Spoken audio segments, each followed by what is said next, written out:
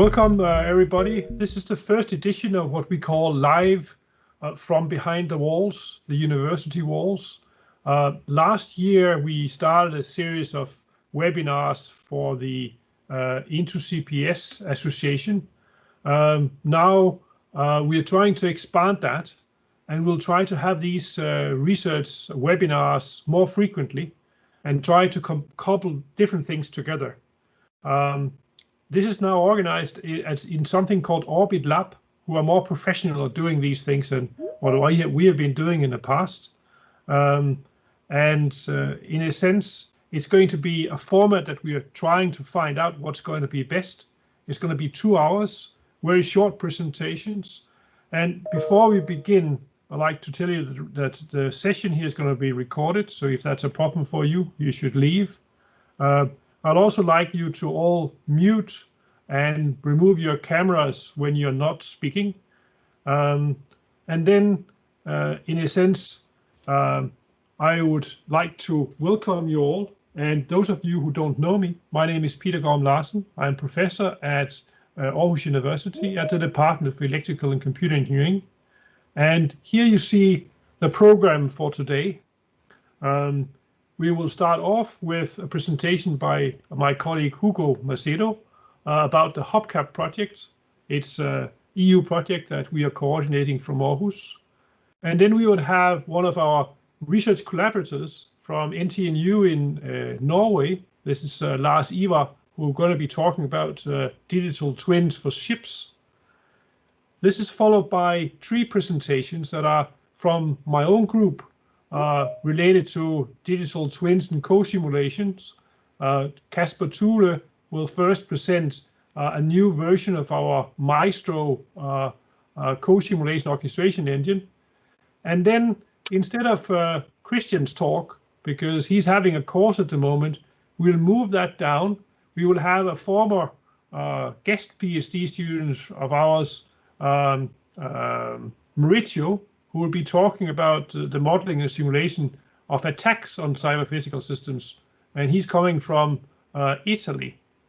So he will be jumping in up here, where otherwise we would have seen a presentation, which we'll see later on then, by 2 of my PhD students about trying to introduce something called UniFMU.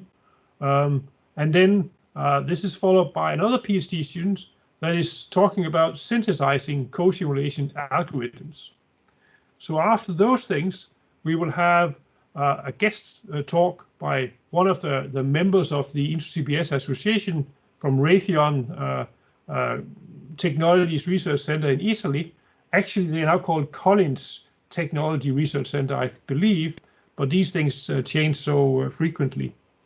That's the presentation we're going to have from Pisa.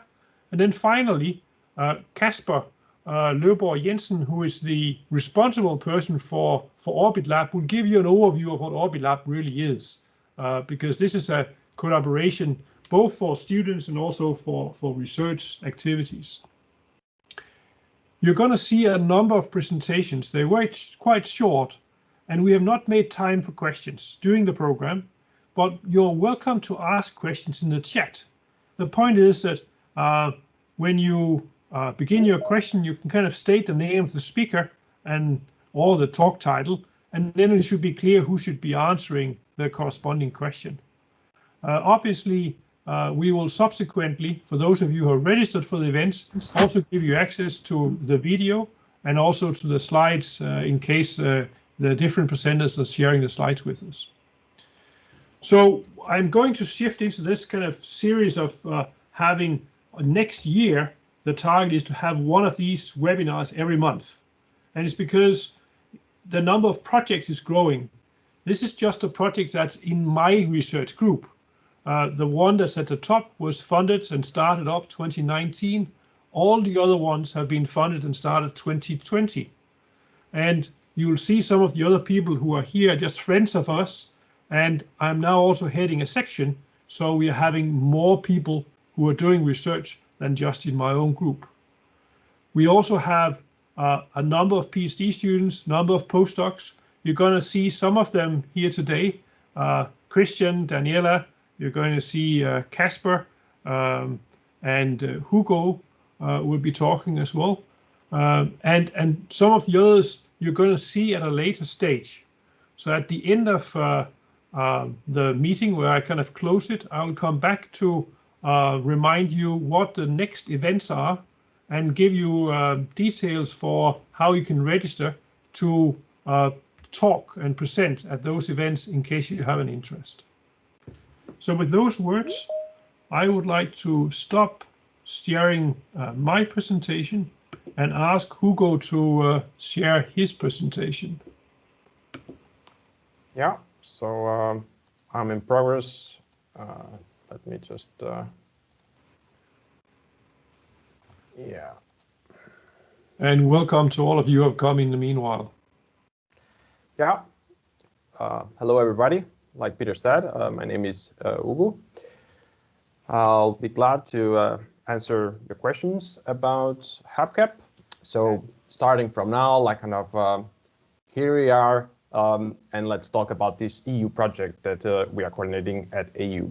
So yeah, we are funded by this Innovation Action by the European Commission.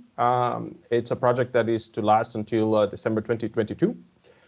And basically, we want to provide this one-stop shop for European SMEs that want to use or like kind of adopt model-based design or provide model-based design tools to an ecosystem of SMEs that are interested in or developing cyber physical systems. Yeah, so most of us in this in the panel probably know what it is, a cyber physical system, but because this is a video and like kind of some of us may like kind of not be so aware, I'll try to just lay out like kind of in layman's terms what would be a cyber physical system for us. So like kind of here are examples. So actuators or an aircraft where like kind of there's like kind of surfaces that need to be controlled. And electrical scooter motors. Well, whenever you have computational or computation interacting with a physical process, you are working within the setup of cyber physical systems. It is known that like kind of if you're a usual producer of such kind of system, that is easy to just like kind of extract some data or start like kind of connecting it to the internet. But if you want to include smartness in your products, you will probably need to use some kind of model and model-based technologies. What is model-based design? Again, in layman's terms. So, well, basically there exists two worlds in our vision. So a system, real world part. So in this case, like kind of exemplifying it with the wastewater treatment plant. So, well, all the wastewater that our homes produce and like kind of our towns or businesses is usually channeled to a treatment plant where the water should like kind of traverse a number of tanks. And when it's flowing from a tank to another tank, it eventually has some kind of valve that controls this flow. And then if you have a model counterpart of this real world system, eventually you have either like kind of synthetic models, like an overture model, or 3D animations, or bond graphs, formalisms that like kind of describe whatever is the continuous dynamic of the flow. All of these are considered models. We are like kind of tool agnostic, and we like kind of if you bring your MATLAB model or if you bring some other kind of formal model to our environment, if it has some value, we are willing to host it. Because basically what the project wants to do is that indeed enable this interaction between tool providers, be some kind of marketplace where we have these catalogs where you can like kind of experiment with tools, and eventually we facilitate SMEs to both like kind of learn or adopt this and to test them before they invest in some products. So here are a bit of the depictions of the platform prototype that we have already. So we both have like kind of this potential that a consumer or an SME that wants to experiment with some tools they will just like kind of fill in some kind of shopping cart as in a typical web page. Then they launch the sandbox concept that our project developed, and they can interact with a tool via their web browser at basically no cost, at least in this process of testing before investing. And there's a lot of emphasis in terms of enabling collaboration between people. So in the bottom left corner, we have this highlight of like kind of one of the features of the of our platform or of our web portal. That is like kind of you are able to invite guests to control or to gain access to your to a sandbox that you may be having access inside our platform. So in this image, I try to like kind of depict how we collaborate nowadays, especially in COVID times. So we are working each one in our bubble from our homes, and there's like kind of this connection on the bottom that is basically like kind of like we're doing now. So we have some kind of chat or voice or like kind of Teams-like based system that allows us to communicate, send messages from one to the other and see each other's screens. But we all have, or normally what you would do in a model-based design approach is that you have your model replicated in different places. And eventually, if you're using a control version system, which is quite standard now, you access some kind of central repo or you have a distributed manager for the different repos. So you align your model every time you do this, every time you kind of do your own changes. But basically, the idea is that you have a local copy in your machine, you do some changes by yourself, eventually communicating with some other people through some kind of system that allows you to do video conferencing. But in the end, like kind of then you sign these changes or you commit these changes and you upload it to some kind of central repository or you just like kind of propagate the changes to everybody in your institution or with the world.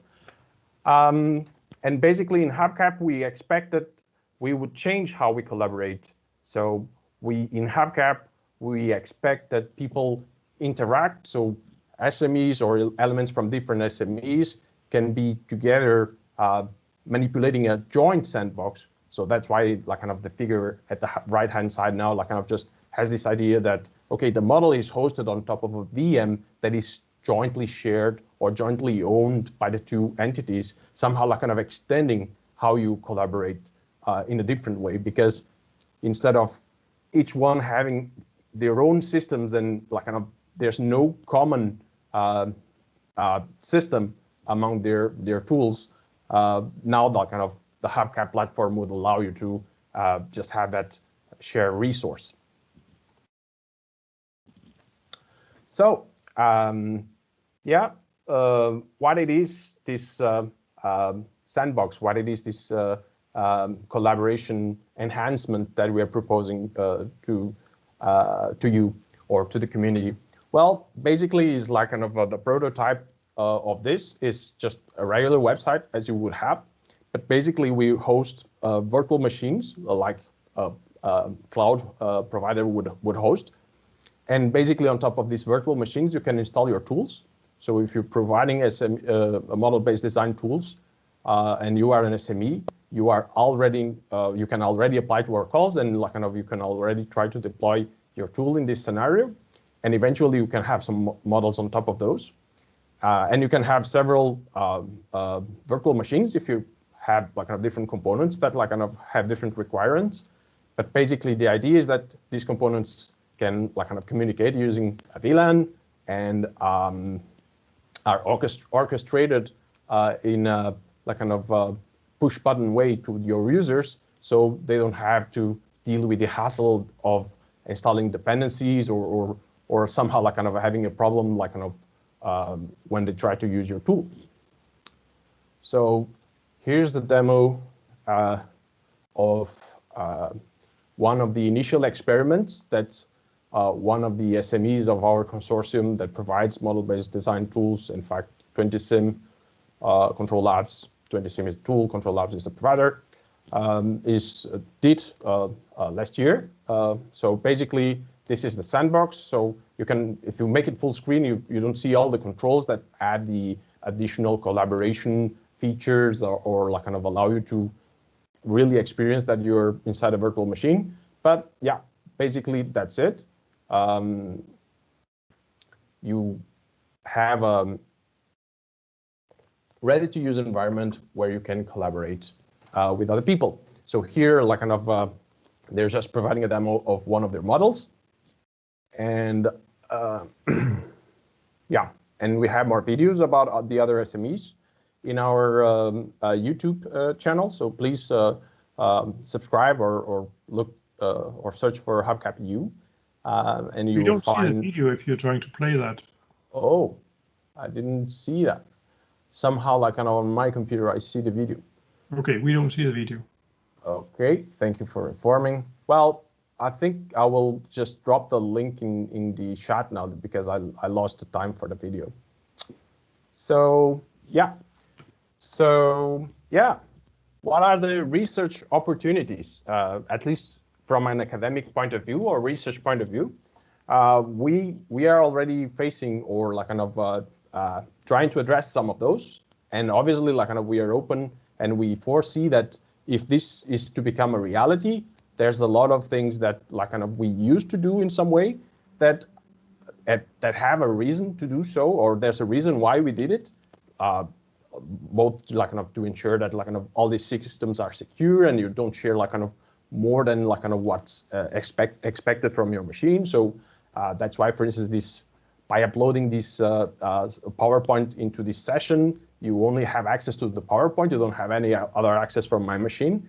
But if we want to break this boundary and we want to like kind of have a virtual machine that is both like kind of owned by me and somebody else, you will find a lot of potential avenues for research, right? So who owns like kind of the jointly developed assets, right? So out of my mind, we can immediately see, okay, will we have Git commits that have several authors because both of them were like kind of doing the edits on the code, like kind of in a joint session. What kind of license, like kind of, will we need if we're really running like kind of this kind of system where you can just test these tools without any big attachment, but we don't get the tools forever, right? So maybe run it like kind of for a couple of hours for a test. What kind of license will we need to like kind of make it efficient and less costly? And well, indeed, like kind of what are kind of the security challenges? How do you ensure that like kind of malicious behavior is not like kind of extrapolating from a current sandbox? So yeah, that's like kind of the opportunities for researchers. Opportunities for EU SMEs are that we have this program with open calls, so you can apply to our open calls and either like kind of receive up to €1,000 to deploy an asset in our platform. You can join a partner, and if you're providing a tool and this partner is interested to adopt this tool, you can define a project where you both have an experiment and funding to do it. And you can also like kind of find an extra partner and do something more like kind of a big innovative action in terms of cyber physical systems. And that's it from my side. Hopefully, if you have questions, I'll be able to answer it in the chat. And well, thank you for listening. Thanks, Hugo. Lars, Ivar, can you take over the screen, please, to give the next presentation? Yes. Digital twins in ship. Let me see here. Welcome to the rest of you who have arrived. Okay, can you see the presentation now? We see the presentation, yes. Go ahead. Yes. Thanks. Yes, thank you. So I'm Lars Hatledal from NTNU. I'm a PhD candidate working on co-simulation. So I will talk about co-simulation as a fundamental technology for twin ship. This is also something I have published a journal on. So this is what I'm going to talk about. The background for this work is basically two projects. It's the KPN twin ship project, where we aim to develop a digital twin of the research vessel Gunnerus. And then there's the SFI Offshore Mechatronics, which is the funding source for my PhD, where I have mostly been developing enabling technologies for co-simulation that we are using for this work. So the research vessel Gunnerus, it's a small research vessel that is owned by NTNU. So we are able to use this vessel. We can install equipment on board and make them do sea trials and such, so that we can collect data. The vessel is equipped with 2 azimuth thrusters, a tunnel thruster, and it also has onboard equipment such as a palfinger and a frame crane. It also has a ROV. We have a simulation model of this ship that is modeled in VSIM by Sintef Ocean in Trondheim. In 2009, the vessel itself was elongated, so they increased the length of the ship. We have a model that has of this non-elongated ship that has been verified against the sea trial data. And we also have a new version of the model that represents the elongated version. However, this model has not yet been thoroughly validated, but it's based on the old model. So we want to use co-simulation to make a digital twin out of this ship. And why do we want co-simulation? Well, co-simulation allows us to do model sharing. We can run models independent of the implementation tool. It allows us to protect the protection of intellectual property, where the FMUs or the models can be seen as black boxes, where the user does not necessarily see what's inside. And when we are doing modeling of a vessel, it requires many different domains, and using co-simulation, we can do domain-specific models, can be written in domain-specific tools. So you can have one part of the system being hydrodynamic and another electric, and you can do those in different tools. The tool that is best used for that domain. And then we can create complete systems as an aggregation of then independent subsystems. And co-simulation is scalable.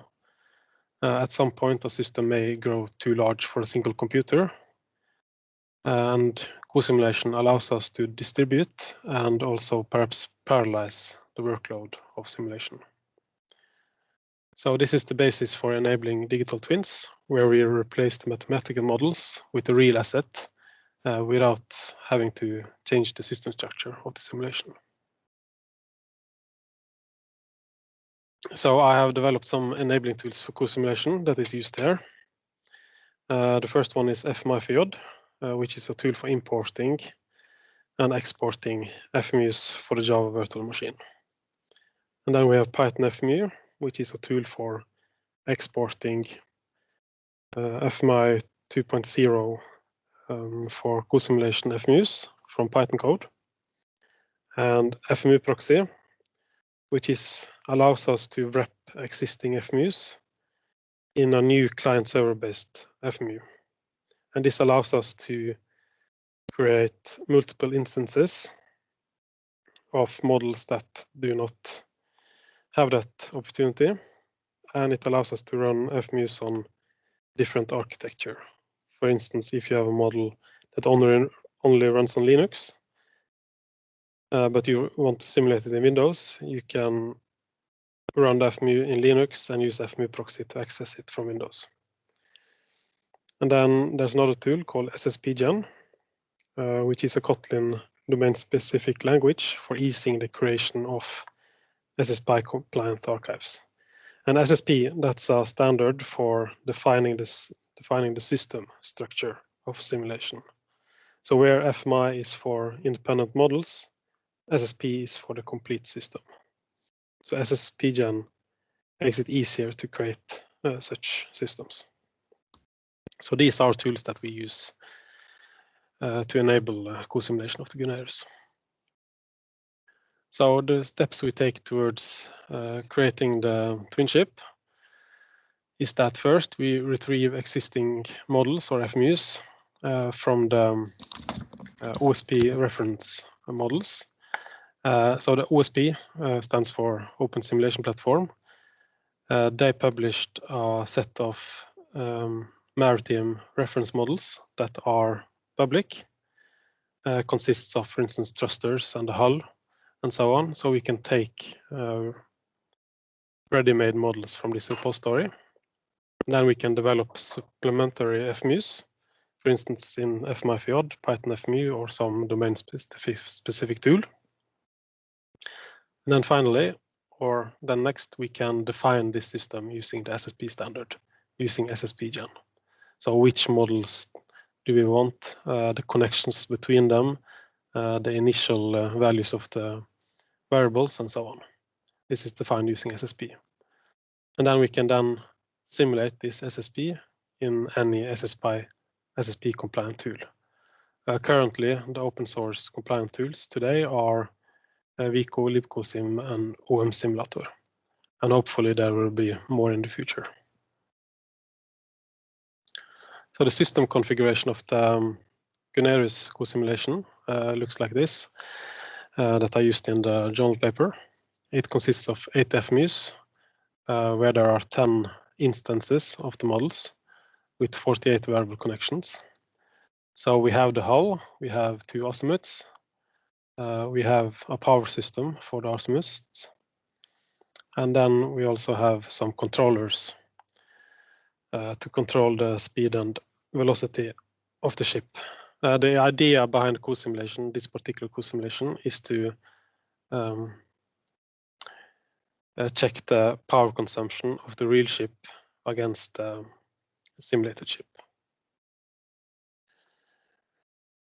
So we see that from the list of FMUs here, we see that some of them cannot be instantiated more than once per process. So in order to run this on a single computer, we need to run distributed, or to have 2 instances of, for instance, the thruster drive or the azimuth, we need to use FMU proxy in order to be able to have 2 instances in the same simulation, because they need to run in separate processes. So FMU proxy is ideal to just wrap the original FMU into a new FMU that supports this. So this is just an overview of all the variables that are connected to each other. So it's a bit complicated system. And the preliminary simulation results from this case, we can see some of those results here. So the thing is here that we are taking pre-recorded data from the ship from a previous run. So we store them as CSV and we use those in this case. We don't have a direct link to the Gunnerus yet. So we take pre-recorded data and plot those, and then we create this at least a preliminary digital twin, and we use controllers to control the heading speed of the vessel, and then we compare the power consumption. That results can be seen here. So as we can see, there are some discrepancies between the measured power consumption in blue and the simulated power consumption in red. So there are 2 reasons for this, perhaps. The model probably needs to be tuned more, the hull or the azimuths. But after 1200 seconds, we see something that can be perhaps explained by environmental forces, because the blue line is the power consumption of the real ship. It decreases, while in the previous slide we see that the surge speed actually increases. So that could mean that there are environmental forces acting on the hull, and perhaps in the future we can use the data to estimate the environmental forces applied to the real hull based on the simulation data. So as I said, we don't have a live integration with the Gunneris yet, so we used pre-recorded data. So we need to collect and transmit the onboard sensor data in real time.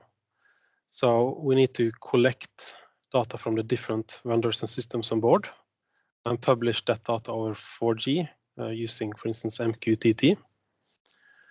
And then when we have all the data we need, we can package an MQTT client as an FMU and drop it into the simulation, replacing the previously recorded data. And then we would have a live link to the vessel. The data itself would be updated approximately once per second. So there is some challenging to this. We already have a computer on board sending some of the data, but NTNU owns the ship, but not the data. So we need to negotiate with the different vendors so that we are able to actually get the data that they own. But once we do that, we would have access to all the data that we can use that in real-time simulations.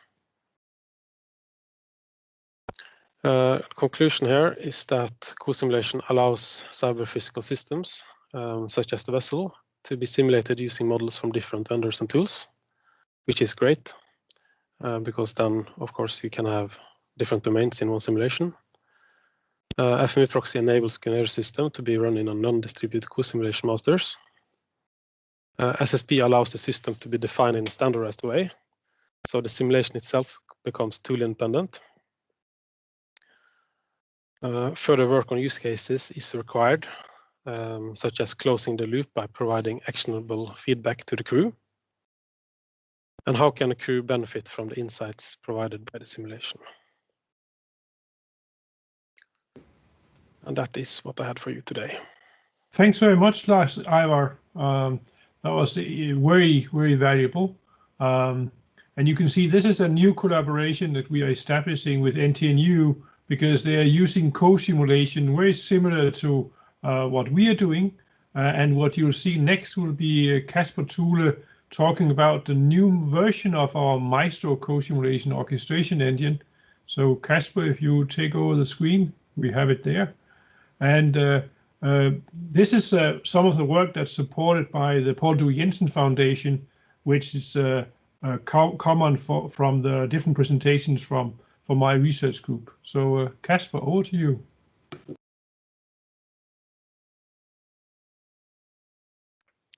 Thank you. So Lars, Ivar has already given a nice introduction to co-simulation, so I'd rather not spend too much time on this, but roughly it's about that you have these simulation units represented up here, and they are black boxes. Each of them has a static description file describing inputs, outputs, parameters, and some functionality. For example, whether you can get and set the state. The communication is via set input, get output. Time progression is via a function called doStep, where we tell it how much to progress in time. And an FMU can reject a time step, maybe because it destabilizes the model, in which case it will report how far it was able to go. Now, in some cases, you can perform a rollback, which is difficult with digital twins because you can really roll back the real world. But in a model environment, this is some case possible. So the current Maestro has been quite successful in the process projects it has participated in, but it was rather monolithic and challenging to extend. Furthermore, for many of the projects we joined in where people were learning how to do co-simulation and FMI, it was difficult to get to understand how it actually executed. So the new Maestro will be for research, teaching, and industry-related projects, and for digital twins. So the idea is that it should have all of these nice features, basically everything. So the way we approach this is that we build a framework, and we also build a domain-specific language. So this has been used, for example, for fault injection, where Migita has created a fault injection plugin. And the idea is that we provide a baseline and other people can help extend the framework. So when you write the Mabel, we have some different options. The raw Mabel, which is a domain-specific language, is rather C-like, as you can see from this here. Here is a function where you set a real parameter on an FMU, but it's quite close to C. So typically, we would assume this was a generation target. But once you have your simulation specification, you can do manual prototyping here. And this has been rather useful when debugging FMUs. Furthermore, it's useful for reviewing if the co-simulation actually carries out as you want it to be carried out, which is interesting in context of prototyping, where you're not exactly sure what your master algorithm should be doing. We also expect to use this model for teaching and learning how the FMI standard works, and also the new FMI 3.0 standard. So one of the bad things about this is that you're really lacking an ecosystem to write this. It's very verbose. Now on the good parts, it's quite simple, it's expressive, but it's also tightly coupled to the DSL, which is both a good and a bad thing. Now you can also go on the next level where you can write directly on the AST. This is sort of internal. We have been doing before. We actually managed to build the API. So with this, you have the whole JVM ecosystem to help you. You can write expansion plugins. Here's an expansion plugin, which you in turn then can use over here in Mabel. So it can assist you in writing your Mabel specification. Such an expansion plugin will then be expanded, meaning that this down here will be removed and replaced with the actual code that it generates. So if you work directly on the AST, you have the whole JVM ecosystem. It's quite expressive still, but you're very tightly coupled to the implementation. So you can also go the higher level approach, which Simon will tell you about later. Now they have something called a scenario verifier, and this is very abstract. Here's an example of a co-simulation step. You save the state of two FMUs, and then you loop until certain variables converge. Here is how you set inputs and how you do a step. So in this case, this is used for verification and not so much execution, but we're working towards using Maestro 2 as an execution engine for such a notation. So if you look in terms of abstraction, then we have C, which is too low level for many of the people who are interested in co-simulation. We have the Mabel DSL, which is still too low level, but a bit more abstract. Then we have the AST. Here you're basically working in Java, but you're still working quite a low level. And then we plan for the API to situate here, which means that it's above the AST, but still below the scenario verifier, as you see over here to the left. And the reason for that is that we want it to be executable. So the way we're going about this is that we center it around a scope approach. A scope is like you know it from various programming languages. It's sort of a top level entity. In a scope, you can create an FMU, and here we expect it to maybe support. Now we have FMU, but we could also support other ideas if we find out that FMI is not expressive enough for digital twins. You can store variables. You can also enter different scopes, and you can activate a scope, which means you can jump between scopes when you're code generating. We also have something called a dynamic scope, which follows the current active scope automatically. So the way you can use this is, for example, down here. You create a builder, and you get the dynamic scope. Then you can store variables. In this case, you store time, and you store the step size. Now you can enter a scope, enter while, where you add the step to time, and you check that it's less than 10, which would be the end time of the co-simulation. Now this new scope is automatically activated as well, so you can keep going. And this is still rather raw, but the baseline is there, which means that we can add a DSL on top of this to make it a bit easier. So for a brief example, we have the classical water tank. I think the 20sim people will recognize this. We have the minimum level and the maximum level, and the water is supposed to stay between here. So there is a continuous model of the tank modeling the inflow and the drainage, and it reports the current level. And then you have a controller, which is capable of opening or closing the valve. So the controller has an output called valve, and the tank has an input called valve control, and the tank has an output called level, and the controller has an input called level. So the way to represent this in using the Mabel API is by using ports. Ports are a representation of an input or an output or a parameter, basically a variable of the FMU. Now you can link these together.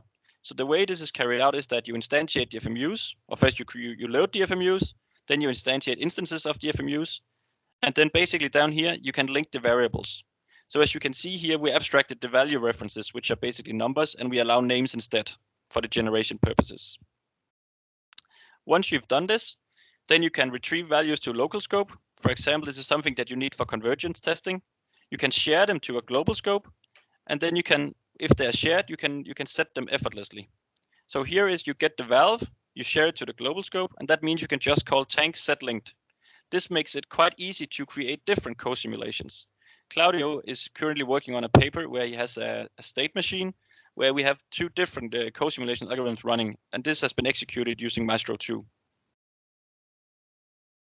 So for a brief demo, I had enough failing live demos to not do this live.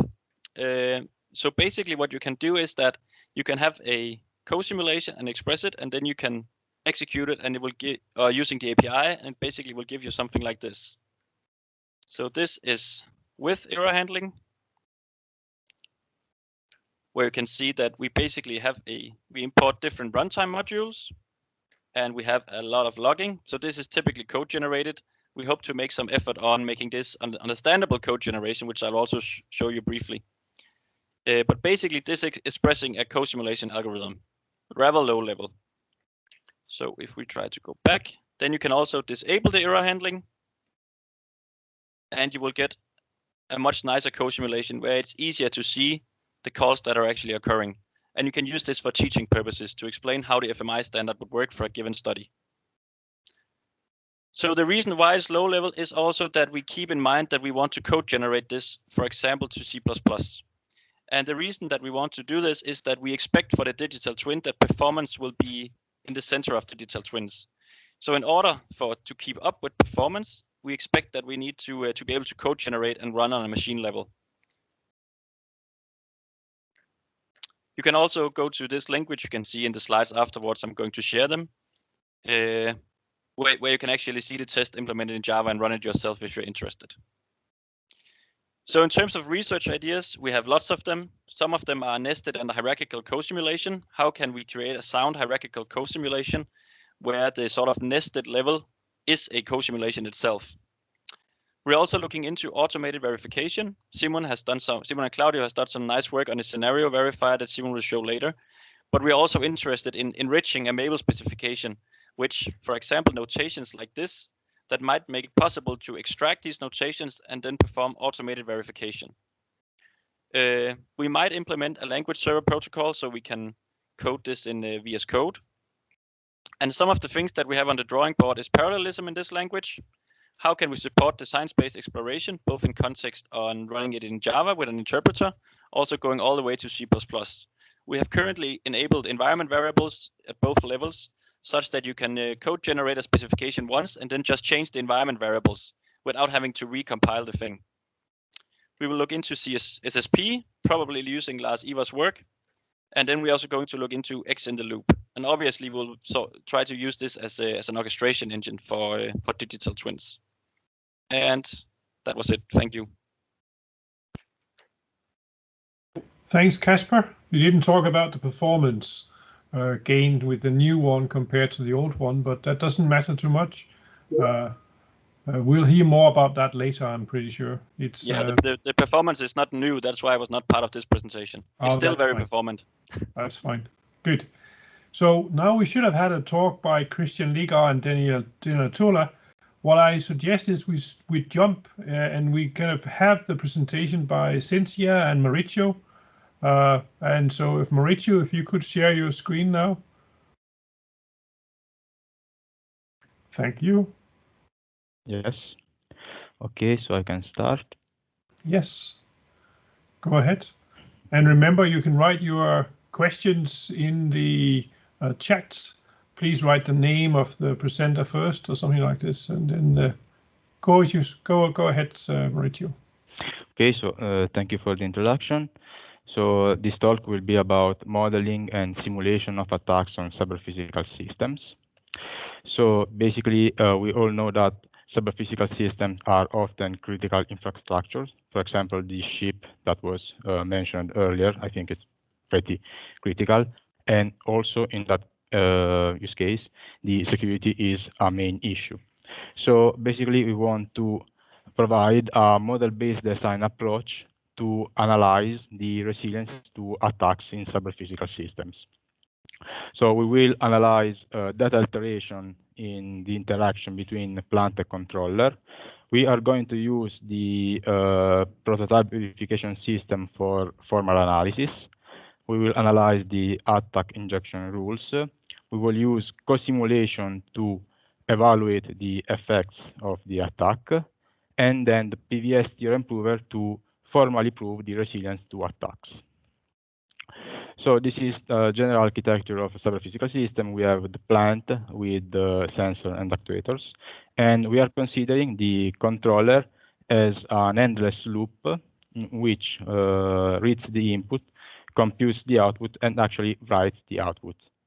The attack are modeled with the functions. So we might have a sensor attack that corrupts the input data, or an actuator attack that corrupts the output data. Of course, this approach requires some knowledge of PVS, because we write the controller in PVS and we extend the controller with PVS. The advantages is that the structure of the co-simulation is not changed, so we are not adding any extra FMEU to the scenario. The same PVS model can be used for both co-simulation and formal verification, thus providing verification and validation of the model. And we will also allow interactive attacks thanks to the PVS-IO web extension of PVS. So a few considerations on the attack. We are going to consider attack to sensors. This attack can alter the value of local or hidden variables of the control. They can affect logging and tracing mechanism, but they can also be masked and confused with fault happens. We are also considering attack to actuators, which usually have more impact on the behavior of the system, and also a combination of both of them. Of course, all the attacks can be triggered under different conditions, mostly depend on time conditions. So, for example, always after a specific time step, during random or periodic intervals, only once, or any possible combination. So, formal modeling the attacks, we are going to model an attack A with 3 sets. The first is var A is the set of control variables altered by the attack A. Then we have a set composed of clock A, which is the local clocks of the attack, and step counter that represents the global time. And then we have the command A, which is the set of guarded statements. So when a certain condition is met, some variables are actually changed. So this is a skeleton of a PVS attack function. So the attack function takes as input one extended state. The extended state is the original state of the controller plus the clocks of the attack and the step counter. The return of the function is another extended state where if the certain condition is met, then some variables are actually changed. If the condition is not met, the state is has no changes. We have used the line follower robot as a case study. This is a very well-known robot provided by the Into CPS Association. It has 2 sensors and follows a line painted on the ground. We have implemented a stacked attack to sensors, which basically forces the left sensor to a certain value after a random temp step. Basically, it uses only one clock, clock 1, and when the step counter becomes greater than clock 1, the left value of the sensor is forced to 140. We have some knowledge. We require some knowledge of the controller. The controller uses 150 as a threshold, so values below this threshold means black. With PVS, we have written a theorem, so we can prove that under this attack, the power of the left motor is always lower than or equal to the power of the right motor. So we have used a random function and random, and for every step k above this quantity, the absolute value of the left motor will always be less or equal to the absolute value of the right motor, which means that the robot will never be able to turn right. Another attack that we have modeled is an attack to the actuators, and this one basically randomly switches off each motor for a single step. It uses two clocks, clock 2 and clock 3. It affects the motor speed, so both the motor left and right. And basically, when the two clocks are equal, both the actuator's output takes 0 as value, and the clock are resetted, the one to a random value and the other one to 0, and then later this function will be called again when this condition is met. So let's see some results of the co-simulations. We have the vanilla case, the one without any attack. So as far as concerns the actuator attack, we can see that the behavior of the robot is more or less the same with respect to the vanilla case. But we can see that at the end of the same simulation of the same duration, the path of the robot is slightly different. He has not yet completed the lap, while in the vanilla case, he has almost completed the lap. As far as concerns the sense of attack, the co-simulations have validated our formal analysis in the sense that when the attack kicks in, the robot starts turning left. He makes some sort of a circle, and he never will never be able to follow the path again. We can also model interactive attacks with the PVS IO web extension of PVS. So we can create a user interface. This user interface, we can choose when to actually start the attack. So when the user pushes, for example, actuator 0, it implements the attack actuator 0 that switches off both motors. When the user pushes the sensor left black, it triggers this other function that forces to black the values of the left sensor. And with the stop button, the user can stop the attack and let the robot follow his traditional control algorithm. So in this example, we can see that at a certain point, the sensor left black attack was activated, and the robot started to turn left and make the circle. And then, while it was in the middle of the path, in the center of the path, the actuator 0 attack was selected, and then the robot just got stuck in the middle, in the center of the path. There are some limitations to this interactive attack. So the attack is now not dependent on the co-simulation step. It depends on the choices of the users. And the problem is with these values assigned to sensor and actuators, because they can be different values, but they cannot be changed during the co-simulation. So we can move one step forward. We can also model the plant with PVS. So this requires another extension of the state in which we also include the variable for the plant from the plant. So for example, the X coordinate, Y coordinate, the angle for the direction, linear speed, angular speed, and actually the step size of the co-simulation. Then we update the time progression function with also function that evaluate these, that compute these new variables. In this case, it's just update position and update speed.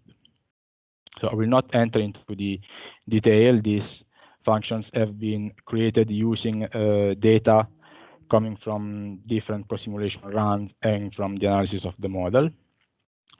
We can use co-simulations to compare the behavior of the new system modeled entirely in PVS with the original co-simulation provided by into CPS, which is in which the plant is modeled with the 20 sim, and we can set some sort of tolerance, and if the PVS system does not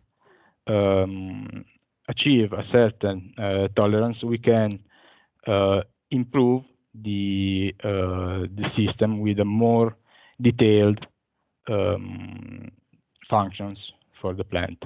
In this case, we decided that an error of 5 centimeters was tolerable, so we use this model.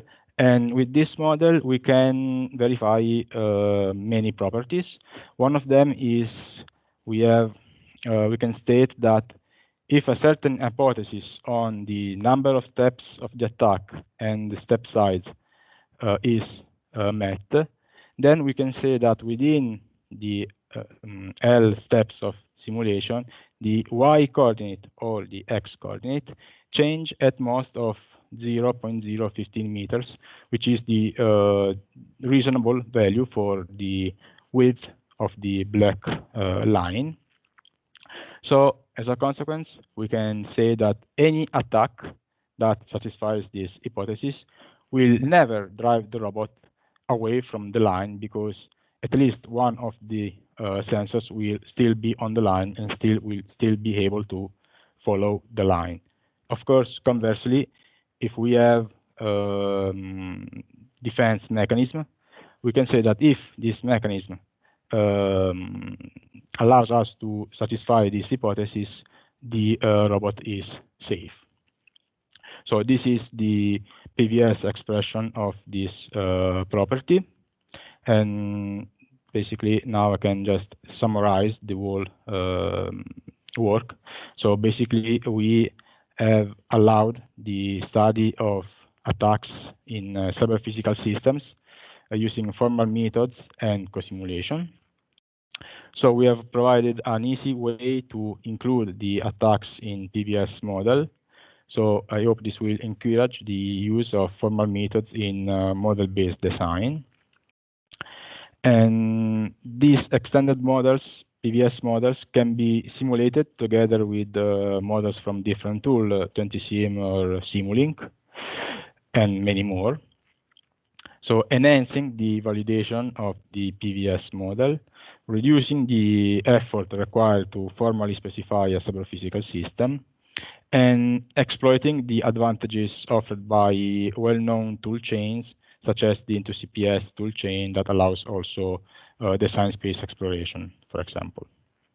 So this work has been published on Journal of Computer Virology and Hacking Techniques, and it is available on GitHub.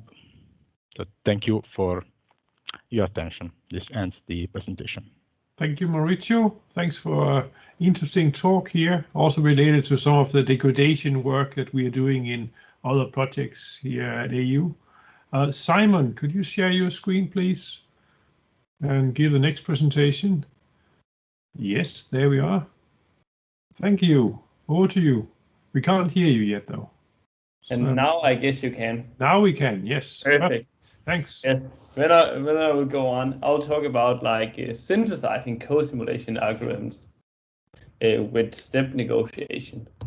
So first I'll talk a little bit about co-simulation, and then the rest of the course will be like the rest of the presentation will be around synthesizing master algorithms. So you have already heard quite a lot on co-simulation. So I'll just say, okay, it's a simulation technique to explore the behavior of a cyber-physical system. So when you're running a code simulation, you have these different simulation units, like we often call them FMUs, which you couple together by saying like inputs and outputs, they share the same value. And then the simulation is really about exchanging values between the different simulation units and then calculating their new states or their behavioral trace. And then it's an orchestrator, which we also refer to as a master, that drives the simulation. And then the combined behavioral trace of all the simulation units, that's the co-simulation. And of course, like the goal is that the co-simulation should represent like a real world system. So when we look at the orchestrator, it's really an algorithm that describes like how like each of the simulation units acts during the simulation, how are data being exchanged between the like simulation units, and how are new states calculated. And yeah, we have shown like the high level, as Casper he told you about earlier, where you like get an output using the get function, you calculate a new state using the do step function, and obviously the result of the co-simulation is extremely dependent on what you do inside the master algorithm. Yeah, so we can just look at like what can make a co-simulation incorrect. And of course, if you have an error in one of your simulation units, then that obviously affects the co-simulation result, but also an incorrect or non-optimal co-simulation algorithm would also have a big impact on your co-simulation result. And it could simply be that values are not exchanged in an optimal manner. It could also be that like if you have any kind of algebraic loops in your scenario, but they're not being stabilized. It could simply also be that the simulation units are not synchronized. And I'll get back to this in this presentation. And my primary focus is on detecting such incorrect algorithms and creating correct ones.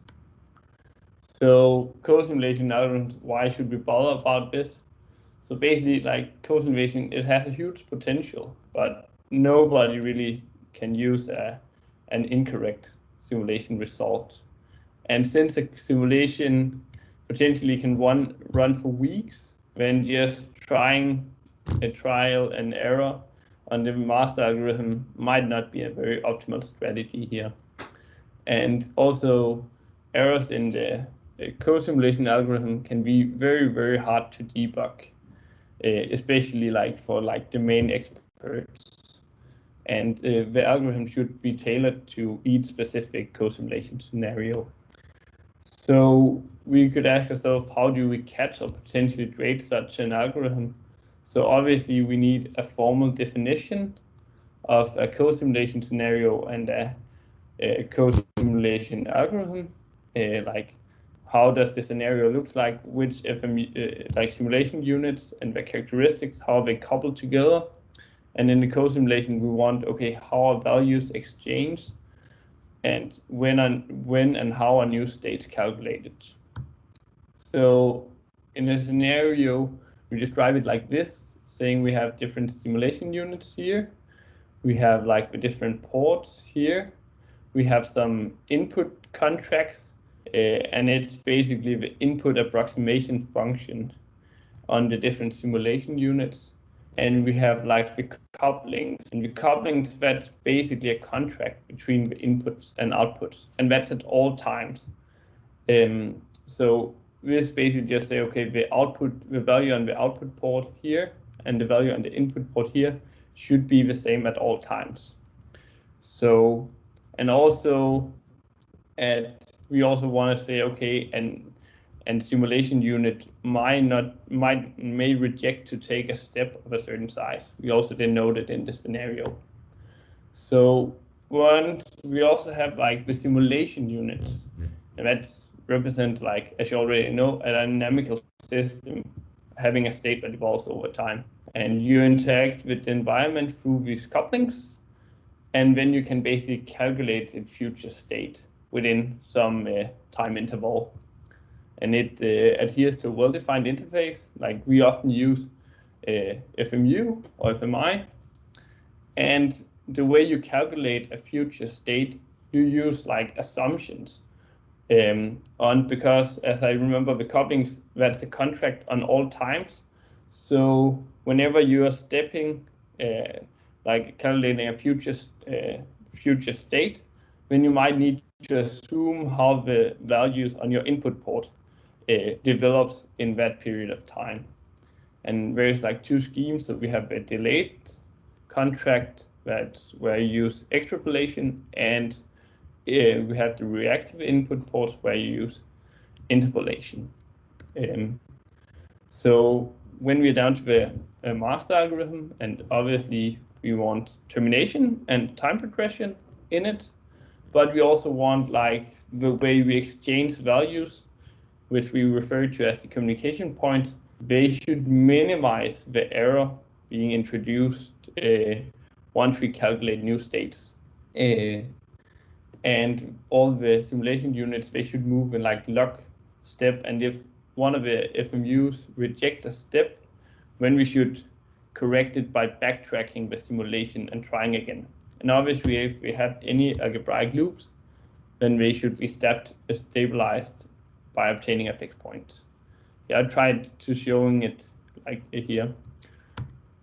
So synthesizing a master algorithm, it's actually quite simple. It's simply just a matter of like saying, okay, which actions should be in the master algorithm and in which order, basically.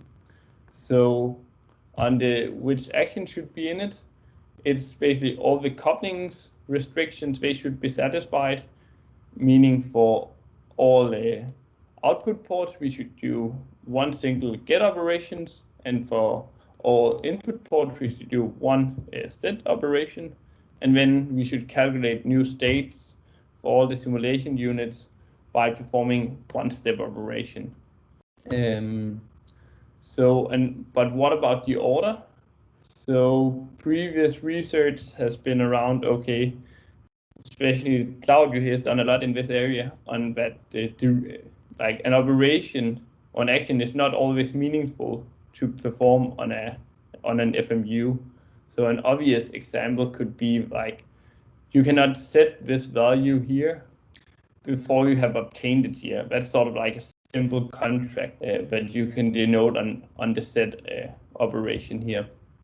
So when you calculate or when you put together all these constraints, you can basically come up with a graph-based approach where all the actions that are the vertices of the graph, and then all the edges that are the constraints you have on the actions.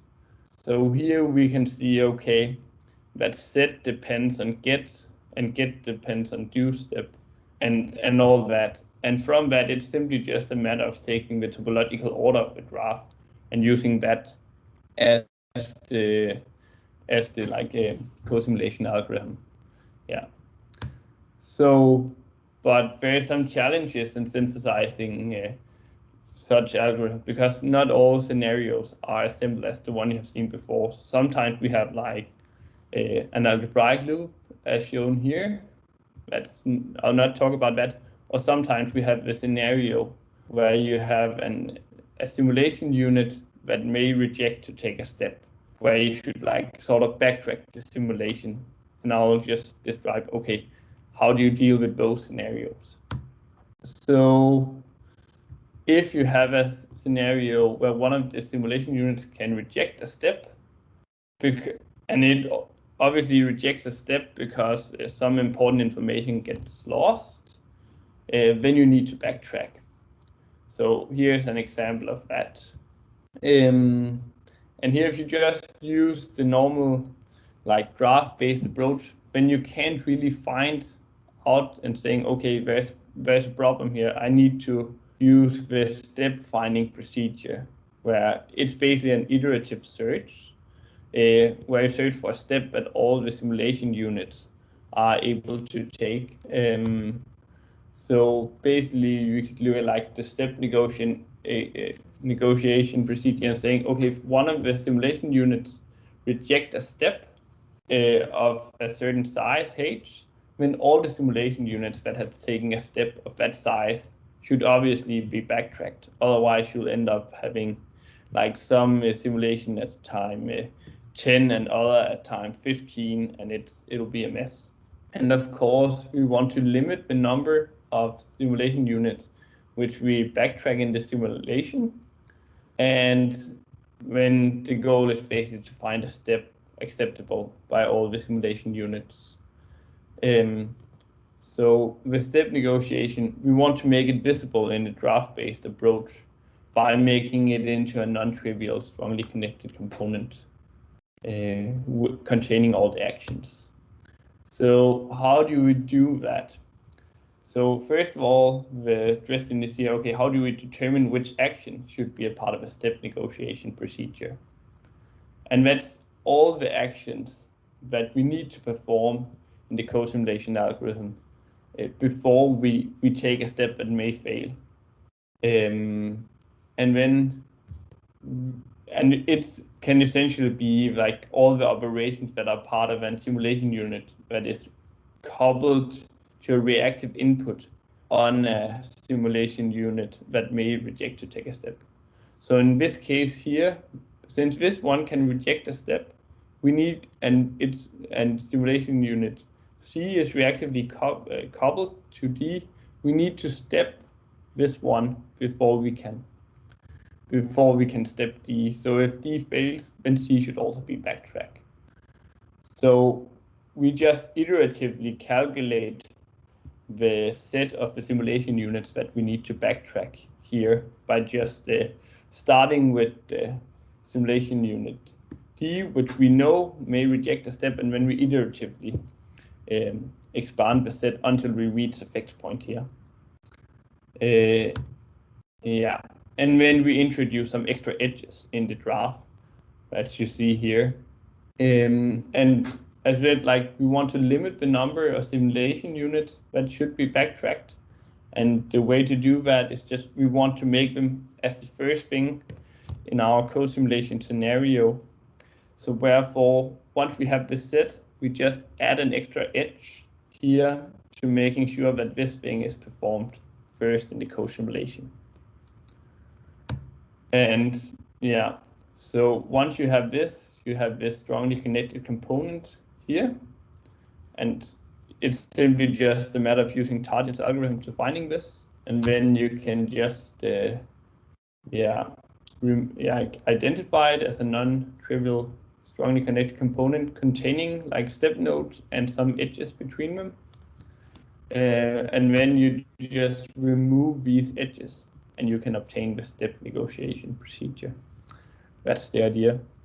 And the tool, or we have implemented the approach as a part of a tool chain of the scenario verifier, which Casper he talked about earlier. So the idea is here that as a user you would like supply the co-simulation scenario, and it could be a co-simulation scenario with algebraic loops, or where one of the simulation units may reject to perform a certain step. And then you would use the algorithm synthesizer for generating a master algorithm. Then potentially you could use like a UPAL verifier, which we have also made to verify the algorithm. And currently we are working on integrating both the verifier and the synthesizer with the Maestro. Yes, and then a little bit about the future. Yes, we're looking more into like formalizing some of this stuff. Like currently we are experimenting with angelic non-determinism, sort of like as a formalism method for specifying the step negotiation procedure. Yeah, that was it.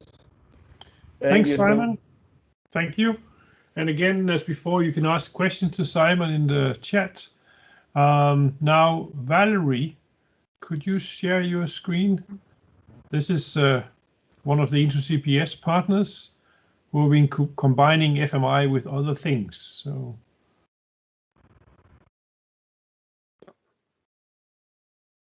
Sure. Perfect.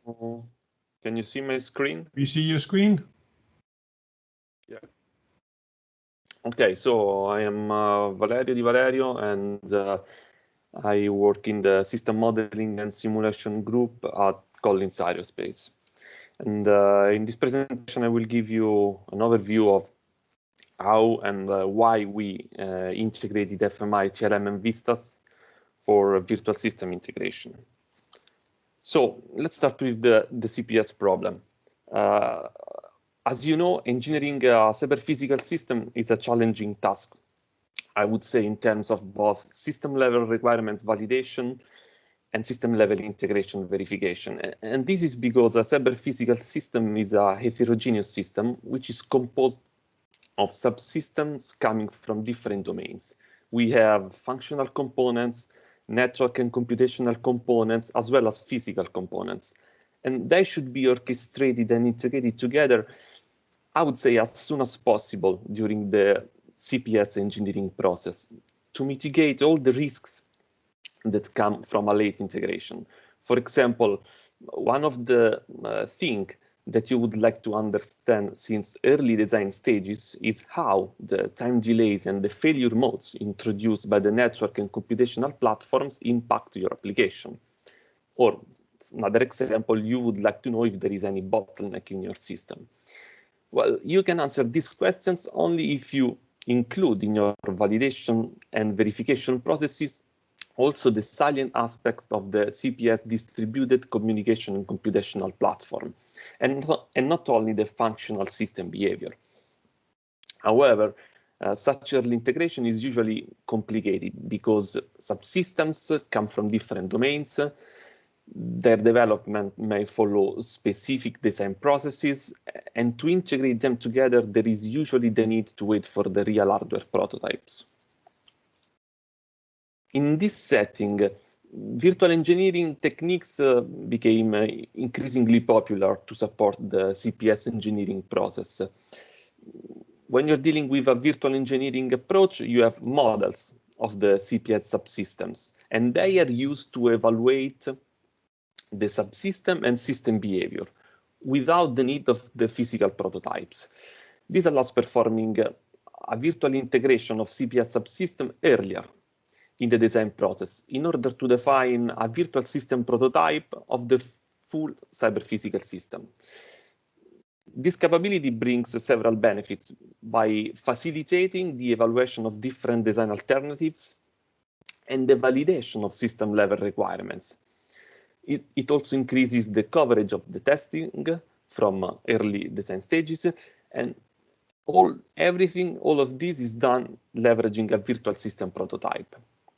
Now, virtual integration can be performed at different abstraction levels corresponding to different stages of the V cycle, which is shown in the slide. For example, modeling the loop is usually performed on the left side of the V cycle, and it is usually done for design validation with respect to the system requirements.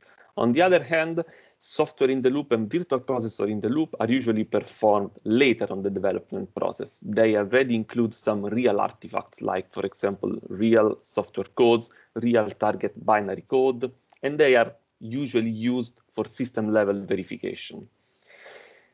And one of the things which is really worth mentioning is that virtual integration approach supports not only company internal engineering processes, but it is also useful for the cooperation between different suppliers, for customer-suppliers integration, where each of the two partners develops a specific component, and using virtual prototypes simplifies a lot the overall system development.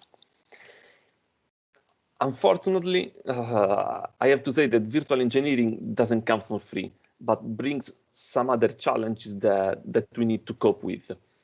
Even virtual integration is not always easy, because in general, as you know very well, there are several tools, several modeling languages, several modeling formalisms that are used by different companies, or even in the same companies, it happens that you have different groups using different tools and languages. And this makes virtual integration sometimes problematic because you have models, people that cannot talk to each other. On the other hand, it is also true that you have different domains in a cyber-physical system. You have the functional domain, you have the cyber domain, the physical domain, and different domains usually require specialized modeling environments.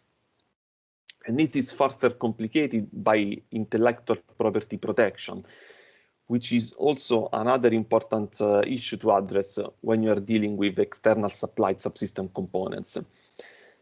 At the root of all these issues, basically, there is, in our opinion, the lack of a standardized model integration platform, which limits a lot model reuse across different analysis and verification strategies, which limits a lot collaboration, and in general, increasing the modeling effort. And sometimes decreases also the benefits of adopting a virtual engineering approach. Now, actually, in recent years, several integration and interoperability standards have been published, but they all focus on specific domains, and they miss the vision of a multi-domain modeling environment. Perhaps I would say that FMI has the ambition to go in this direction, but in our opinion, it is still not mature enough to model many mixed, discrete, and continuous behaviors. And we will see with the next version of the standard how they will address these issues. So our approach, what we have done to overcome this limitation. So the first solution that we could think of is to propose a novel and single modeling environment that covers all the different modeling technologies. But this approach, in our opinion, would not work due to the nature and intrinsic heterogeneity of subsystems belonging to different domains. For this reason, what we chose to do is to adopt a different approach. Instead of a single tool for modeling everything, the idea is to have a tool that enables the virtual integration of models coming from different tool chains. So engineers can use the same tools they are used to and then integrate their models in this integration framework, which we call MBIF, for Model-Based Integration Framework, to finally obtain a model of the full cyber-physical system. To realize this, to implement this view, we leverage different standards, each one designed for the integration of models of a specific domain. Which standards do we support? First of all, System C TLM 2.0, which targets the model exchange of hardware components, a key enabler for hardware-software co-modeling. Then we have FMI 2.0, which targets the integration of physical processes, physical components, but also functional components when possible, when the FMI interface is expressive enough for the specific use case. And finally, we have the ED 247, which is a EuroK standard, which targets the integration at system level, where virtual and real components can be integrated together in a hybrid distributed simulation. And this is particularly useful for the customer-supplier integration problem I mentioned earlier in this presentation, because you can protect the intellectual properties, because being distributed and remoted, each partner can run the models at their sites. Now, this slide summarizes the typical usage flow of our framework. Models, as I said, can be initially developed in an external tool. For example, a controller model and an engine model can be developed in MATLAB, and then they can be exported as FMUs and integrated in our framework. Here, they can be coupled with models of the distributed network infrastructure, achieving a simulation of the full cyber physical system. And we can study, for example, with this integrated system, how the network delay affects the controller functionality, just to give an example. Now, here I would like to mention also that models cannot only be integrated in this framework, but they can also be directly developed, because we support the standardized System C language, and we have a virtual model library of hardware and communication components that are ready to be used and to integrate it in novel systems. To support the integration of models coming from different domains and that has usually different modeling formalisms, we support several models of computation like discrete event, discrete time, and continuous times. And of course, we have implemented all the coordination logics which is needed to synchronize components and manage the data flow between them. And finally, we also support the FMI export. So once we have a system of a cyber physical system model in our tool, we can also export it as an FMU to be further integrated in other tools for other analysis. Now, before closing this presentation, I would like to spend a few words on our standardization activities, because we also try to contribute to improve the future versions of the standards that we use. For example, FMI, we know that it is good for co-simulation of physical systems where you have differential equation and time is continuous, but it is a bit of a challenge to co-simulate many mixed, discrete, and continuous behaviors. And this is a limitation for the current version of the standard, at least. So for this reason, in collaboration with some university like Berkeley and Pisa, we proposed a few years ago some modifications and extensions to the standard to be able to cover also the co-simulation of hybrid systems, where we have, as I said, this combination of mixed and discrete dynamics. Now, if you are interested, you can find the link to the paper on the top right corner of this slide. The paper has been published to the ACM memo code and discussed also at the Modelica conference. Another example is represented by our work presented this year at the System C Evolution Day, a workshop which is promoted by Accelera to advance the System C ecosystem. This year, we proposed an approach to extend the System C TLM 2.0 standards for the model exchange of network protocol. To the best of our knowledge, there is no existing standard which allows the model exchange of off-chip network protocol models similarly to what the TLM 2.0 does for IP components based on memory map buses. So for this reason, we proposed in this work an extension to the TLM standard to enable also the model exchange of network protocol models. We believe that we chose the TLM 2.0 standard because we believe that it could be really adapted to support the model exchange of network communication protocols, as it already implements the concept of transaction modeling, which is typical of network communication. And I think that this could be, apart from the CPS community, very important also for networking community people, because they usually face the problem of porting models from one network simulator to another. Last slide, just to summarize our effort for the standardization. We are currently contributing to the development of the new version of the ED247 standard, which is part of which is a Eurokia standard. As I said, we try to contribute to the Accelera and to Modelica for the FMI and TLM 2.0. And we are now participating, setting up a European initiative on hybrid simulation standardization with other industrial partners. This is something which is very new, that we are developing now, and the goal of this initiative is to not to create a new standard, but to let's say standardize how we can make the current standards that we have communicate together, basically to address all the issues which I mentioned in this presentation. And that's it. Thanks very much for the interesting talk. It gives lots of questions to be raised by the audience in the chat. And Christian, Daniela, can you share your screen for the next presentation? Yes. It's good to see this combination of different standards. So go ahead, Christian. Okay, so I'll first post a link to the GitHub repository so you can go have a look at the thing I'm going to talk about. It might help a bit. Share. I'll be giving the presentation, and because we only have 10 minutes, so it probably doesn't make a lot of sense to try to cram in 2 people. Can I please present this? I need to go into Sky for Business View. Do you see my screen right now? Because apparently it's your screen, yes. Okay, great. I don't know if this will do the thing. Why is nothing working? Please. There we go. Now it's working.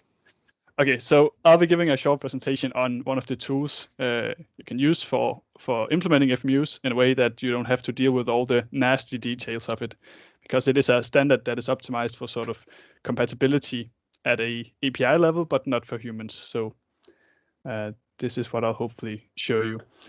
And by now you should probably also understand why co-simulation can be useful, because we're building very complex products. We have the need to test that these things work. We might also be in the interest of visualizing these things or trying them out in some virtual reality or AR setting, where we also might need to capture user input to the system so we can actually experience the product as it's envisioned to. Hopefully by now you have an idea of what at least the goal of the functional mockup interface standard is. So it's really just to make it possible to put together models of using different formalisms, so we can hopefully reuse a lot of models and build products more quickly. And it's touted that they support more than 100 tools.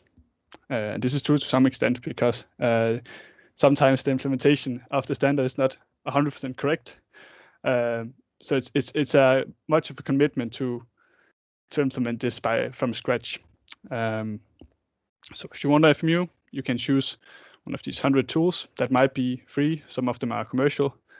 But the question is, what if you want to do something that is outside these domains? So if you, for example, want to do machine learning, you want to use deep learning models inside your co-simulation, you want to capture user input, or you might be interested in doing some kind of plotting or just a small sort of adapter piece of code that goes in between 2 models, then you're kind of in a bad situation. So the specification is long. You have all these C functions you need to implement, and you have to write a lot of XML schemas by hand. And this is not ideal. So what if we could take all of this stuff and put it into one box and implement it once and for all, and just use that for different languages? And that is what UniFMU can be used for. So it's a command line tool that implements this interface, and it essentially defers the implementation to the source language of your choice. Right now, this is implemented for Python and C#.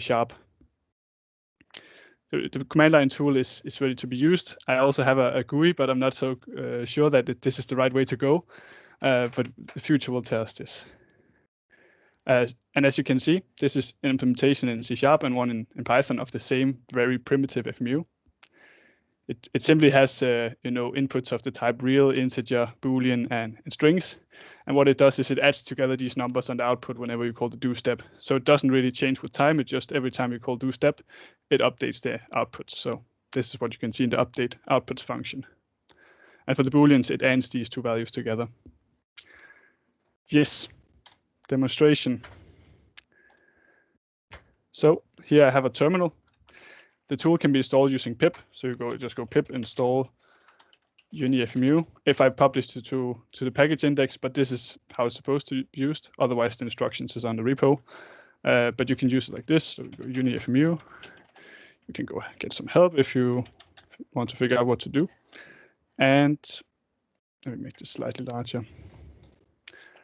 Here we go. So if I want to generate something, I could try something like this, and it's going to complain that I didn't give it the right parameter. And here you can get all the choices of different source languages you can generate for. And I believe I can go something like this. If I don't have anything that's already called this. Okay. As you can see, I created a new FMU here. And let me just open this in a separate browser, separate file explorer, so I can show you what's going on. So now we have this thing. C is kind of a dummy implementation, so it's just a default example. But what is of real interest is just the implementation you have in here. So we can look this up.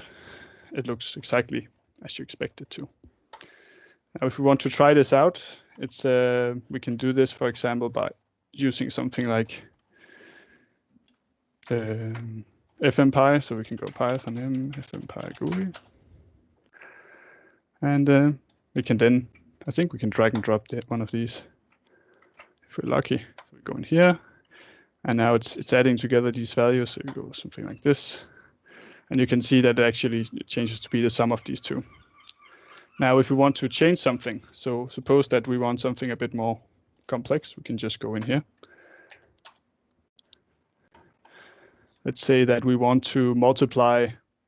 So when we update the output, we want to multiply this by maybe the time. So we can just add another variable like this here. Let's set the time to 0 initially. And the do step, we can just set the time to be the current time. Something like this. And I believe without reloading it, we should be able to actually run this. And now you can see it's 1 plus 0, which is 1, and then multiplied by the time. And if we simulate for longer, hopefully it will still work. Yeah, so it goes to 10. So that's the gist of it. Where are we on time? Plenty of time. Okay. That was the demo. So how does it work? So essentially the idea is that normally you would have to implement your actual implementation of the FMU inside of a dynamic linked library. So on Windows, these are called DLLs, and on Linux, they're called shared objects, and on macOS, they're called dilib or something like this. So that's one of the pains that you have to cross-compile it also if you want it to work on all platforms. Rather than doing this, we can write a single implementation of this and simply have it call into this script, for example. And this is what I've tried to show here. So when the simulation tool calls FMI instantiate, it loads this library that you provided free of charge. And it then reads this configuration file, and it will launch a command using like process open popen more specifically. And this is also why it's very flexible. So you can have this command can do anything. It could be, opening an SSH connection into a remote computer and launching the FMU at that location, as long as it can connect back to the wrapper itself. Yeah, so I think let's just stop it here. And if you have any questions, you can ask. Well, questions are made in the chat thing. So that's what we've done today. Because we're recording, because it would take too long to get the answers included in there. So thanks for the presentation. I suggest that Casper, if you share your slides and talk to us about the Orbit Lab in general. Thanks. We see your slides.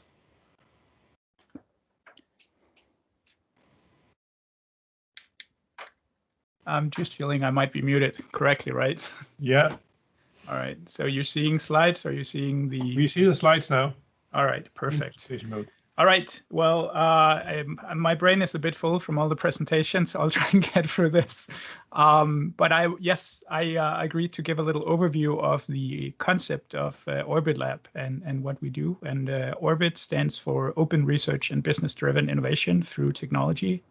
And I'm going to try and unpack what we mean by that and how it actually is kind of relatable to a lot of the talks we saw before.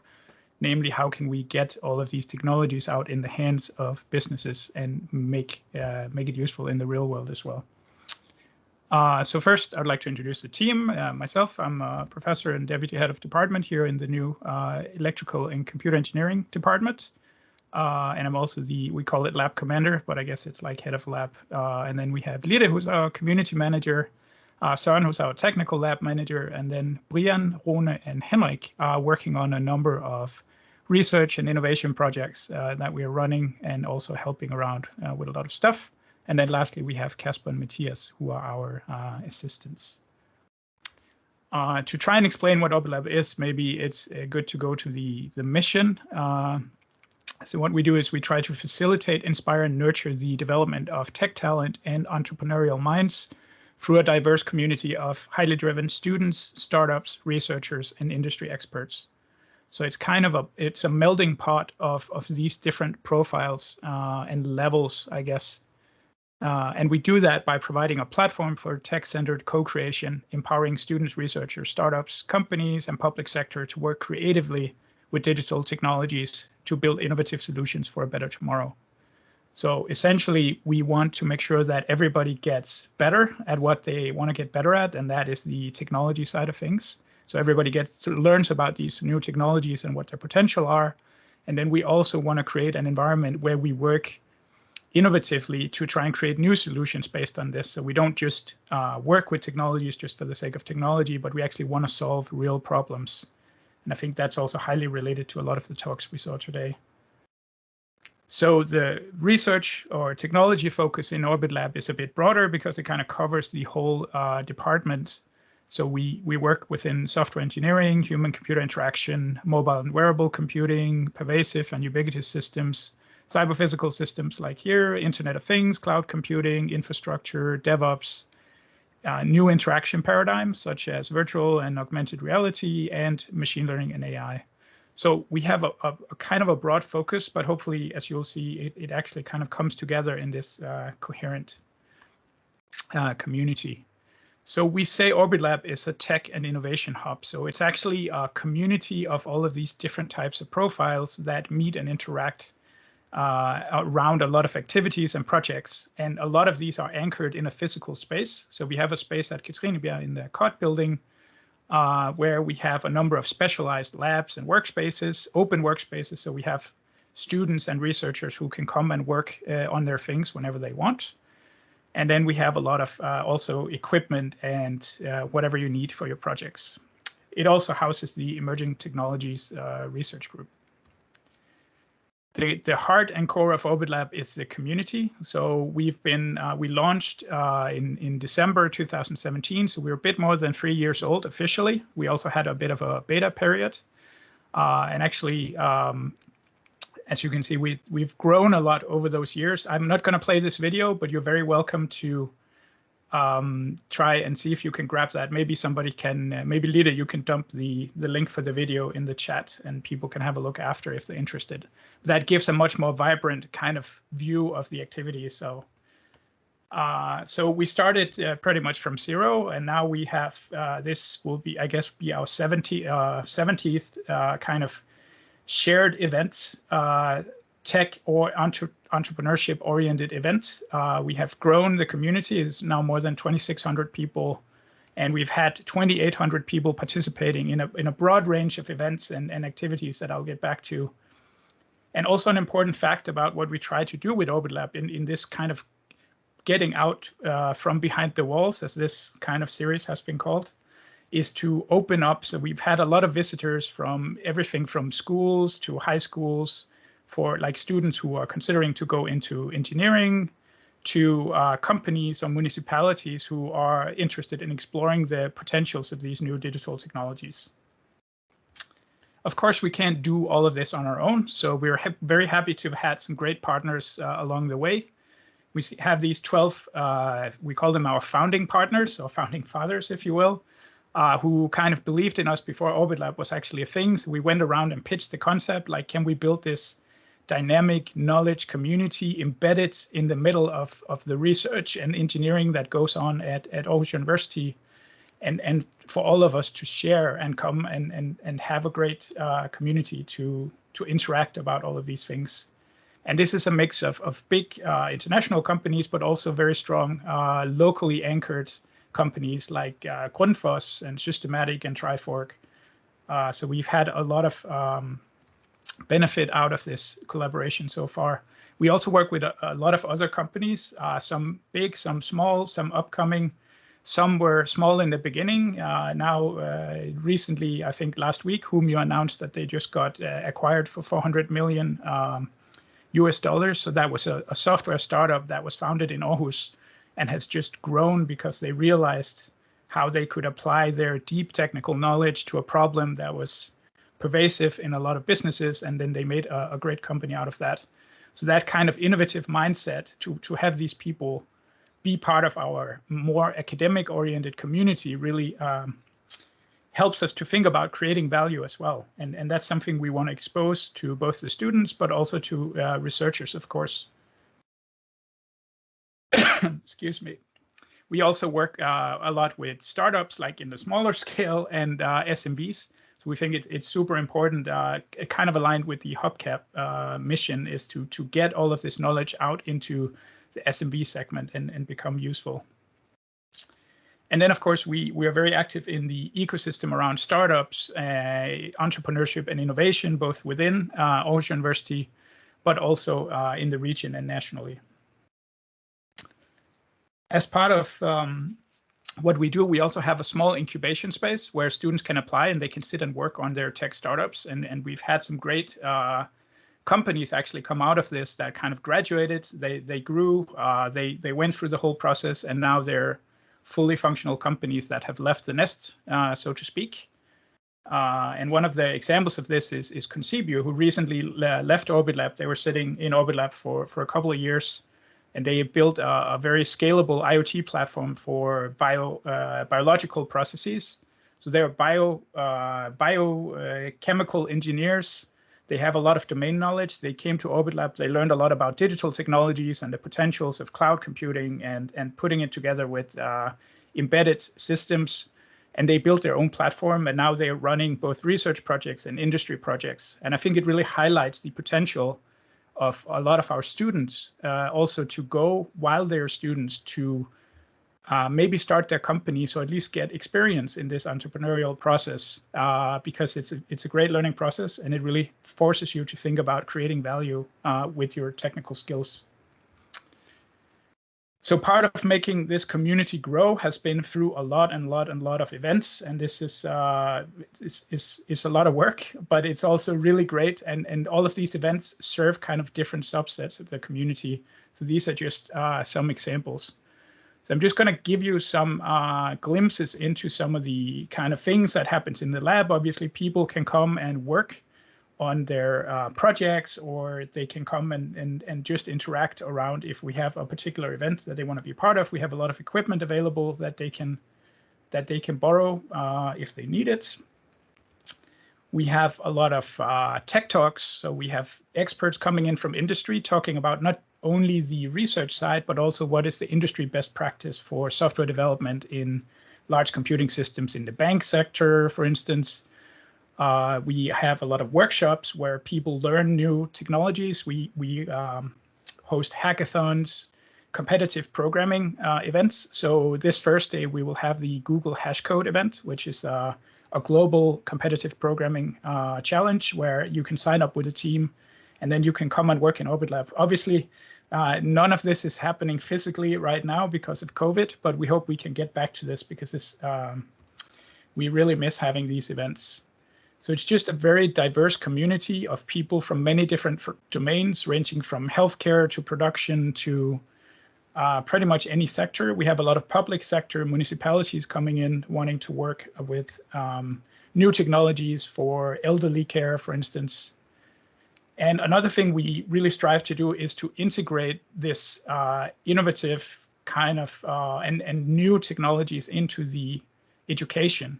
So we do a lot of co-curricular and extracurricular activities that are directly linked to the courses, so that the students who have to go through a particular, if you're studying to become a software engineer, you might want to learn machine learning way before you actually get the machine learning course later in your education. So you can already get your hands dirty with some of these frameworks by participating in these events early on in your study. And that's a really good way to getting students involved in these both emerging digital technologies, but also research and innovation and entrepreneurship at an early stage in their study. So it's a lot of hard work, and of course also you got to remember to have fun. And I see some familiar faces here, previous presenters included. And you can see here an example is a highly spec'd digital beer pong table that some students made as a project. It probably has more sensors than the ship we heard about in the previous talk. So it can be fun as well. So it's about creating a good working atmosphere where people are willing to share. And then of course we also go outside the walls. So we also feel it's our mission as a university to go out and promote the knowledge and the technologies we work with, and we participate in hackathons. We go to, of course, conferences, but also events such as Girls Day in Science, things to promote getting more female engineering students that we think is very important. We can try to highlight the application of some of the knowledge you get in engineering to see that engineering is not just, sorry for saying it, boring math, which some believe, but it's actually a very creative field where you actually get to build things that go out in the real world and make a change. Right. And one of our marquee events that we kind of has evolved over time is the Orbeez. So you know the Oscars. So this is the Orbeez where we hand out prizes for the best projects that was done in a given semester. And this can be the best, most technically challenging project, or it can be the most innovative project. It can be for the best pitch. So students pitch their projects as a kind of a startup to get the more entrepreneurial mindset going. And it can also be the ones who've contributed most to the community by sharing their knowledge and helping others. So that's a large part of what we also try to create. And I think also a very important part is that we try to get people together from different fields and different levels. So we have everything from first-year students to master students and PhD students sometimes that actually can sit and work because they're all passionate about the same technologies. So if the students are really good, they get nominated and then they can win one of these prestigious Orbeez statuettes. And one of the best parts is that we always get a very high-profile expert panel to come and judge this.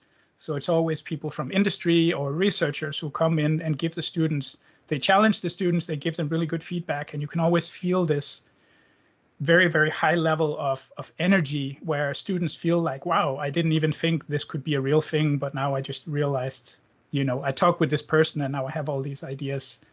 So bridging bridging out to the external world, both the public sector and to industry is a great way for students to grow and to kind of find a sense of purpose in what they're doing. I think I'll stop here. I think I'm on time pretty much. So if you want to follow Orbit Lab, you can stay connected in one of our channels. If you want to, you'll get notified when we have events such as this that we're kind of co-hosting together with the department and Peter.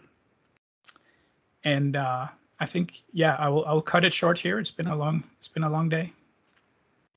Thanks very much, Casper.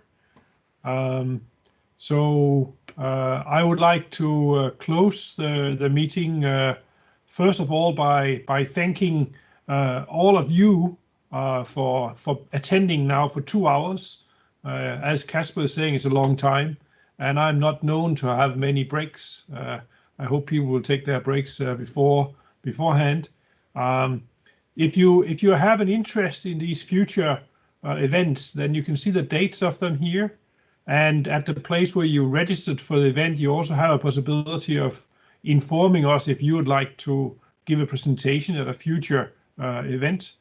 I hope that you can also see from Casper's presentation why I decided to take the webinars we had, let's say in a more dusty fashion in the old days with the Inter-CPS Association and some of the other research projects, and taken it to this more professional level, which I think will be helpful.